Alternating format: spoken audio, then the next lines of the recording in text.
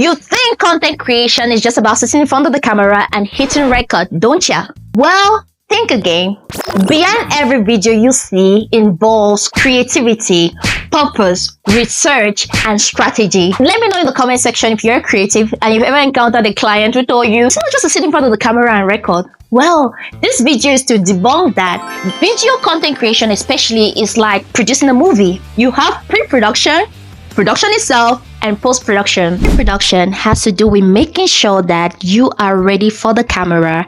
And what does it entail? It entails a lot of preparation. And you're going to prepare by doing your research. The research on the topic, research on the customer or the brand, research on the brand's competitors, because the worst thing that can ever happen is to put out a script that is super cliche or that other brands are already using. You want to do something unique for the client. You want to do something that is going to help the client attain his goals, or at least make sure that the money that they're paying you is not a waste. In this video, what I'll be showing you is how I just produce content for #corporate content. If you're not yet subscribed to #corporate content, please, the link is in the description below. Check it out on Instagram, Facebook, TikTok, and LinkedIn. Because I am going to be batch creating videos today, I must have breakfast or else I'll collapse.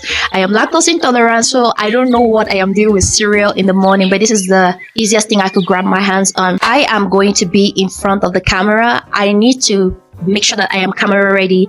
That is hair, makeup, and wardrobe.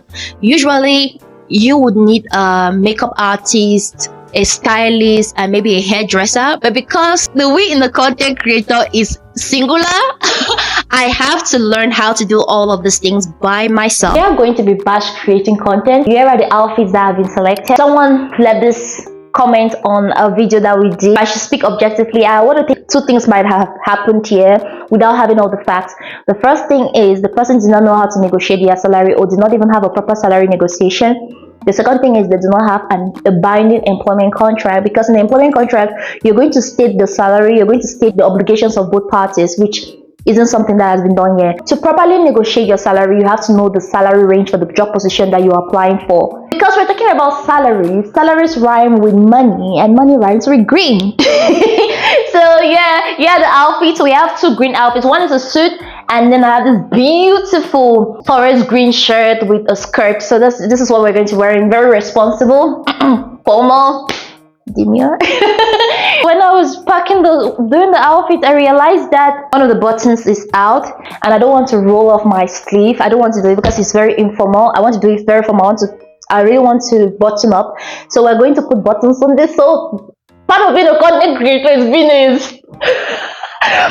You remember home economics? Yes, you have to put all those things into practice.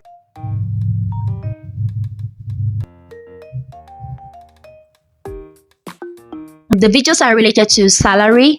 Salary has to do with money. Money has to do with green. So you guys see how I pick out the outfits. The outfits are really thoughtful. I don't just pick out any outfit for the day. The outfits that I'm going to be wearing is reflective of the topics that are going to be discussed. That's why you see certain topics I must wear a suit, and there's some topics that I wear playful dresses because it just brings out the personality that is required to produce that kind of content. Now we go to production. Production involves bringing the research that you've done, the script that you've written, the makeup and the hair that you've done, and the outfit. You bring all of that and put it in front of the camera. Okay, I'm going to be creating, as I said, 2 videos today. So we have 2 outfit changes. Thank God, some days I have 4 videos to create. It's the job of the cameraman and a producer to tell me, oh, cut, stand here, go like this angle, that angle. But since we don't have a producer and a cameraman, I have to be my producer and the cameraman, or you will have to be the producer and the cameraman. The next phase is post-production. Post-production involves the editing that is being done to make sure that the video turns out to be what it is on social media. At this point, you will need an editor or a graphic designer, but since we don't have one, or the we in content creation is singular, I use Canva to do my graphics, and I use CapCut to edit my videos. I use the premium applications, and they require internet. Depending on how stable the internet is, editing can take me about 2 hours, 3 hours, or even plus, depending on the network. Once I'm done with editing the content, doing the graphics and all whatnot, I can schedule the post to put it out on my various social media pages, or in this case, YouTube. My posting time is 6 p.m. to 8 o'clock. So that also is something I had to do research on to know my analytics, to know when my audience are most active. It's like 6 p.m. to 8 o'clock. So that's when I have to post on all my social media platforms. I do post on LinkedIn the following day. So I post Tuesdays and Thursdays on my other social media platforms. And on LinkedIn, I post Wednesdays and Fridays. There you have it. That is the pre-production, production itself, and post-production. Whenever a client hits me with, is it not just to sit in front of the camera and record? I usually think of all of these things that I have to do by myself. And sometimes it's heart aching to record, if I'm being honest. There's sometimes that I cry and I'm like, God, why? Why me? You know, because technically the brand, especially if it's a brand and a big company, if they had to produce this by themselves, they will pay the team. They will pay the worker who is supposed to create this content. They will pay a marketing manager a salary at the end of the month. Or they will hire people to do all of this for them. They'll hire a model. They'll hire a videographer, graphic designer, makeup artist, hairstylist. They'll hire all of these people, even a social media manager whom they're paying. But with you as a small content creator, they want you to do it for free or for little to nothing.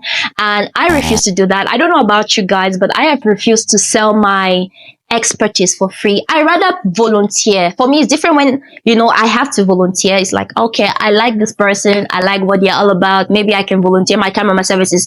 But if you come under the guise of me working with you, then you have to pay me what I'm worth. And I have put all of these things into consideration before putting out a rate card. My rate card is a reflection of all the work that goes into me producing a content. I know you guys go and see a 1 minute video, but that 1 minute video sometimes is 5 hours of my life, sometimes 6 hours of my life, sometimes a day. Because I've ever recorded a content and I realized that there was no sound when you're editing. That's why I always have to check. When I record content, I have to go back and check if there was sound. You know, that happens to us sometimes. Hi, Conrad. I want you guys to tell me in the comment section what other aspects of content creation, especially visual content creation, do brands always undermine? Please share all of that in the comment section, because sometimes I think I'm crazy. Anyway, I've been away from YouTube for a bit now because I have lost the zeal. I've been waiting to get the zeal back, but the zeal has not been coming. So I'm pushing myself to get the zeal. Hopefully I can push myself to consistency. Let's see. So if you're not yet subscribed to the channel, please do subscribe to the channel, hit the notification button, share this video, and also leave a comment. Tell me what you like. Did you like my outfit? Let me know in the comment section, and we will see again in our next video, just in case you're wondering.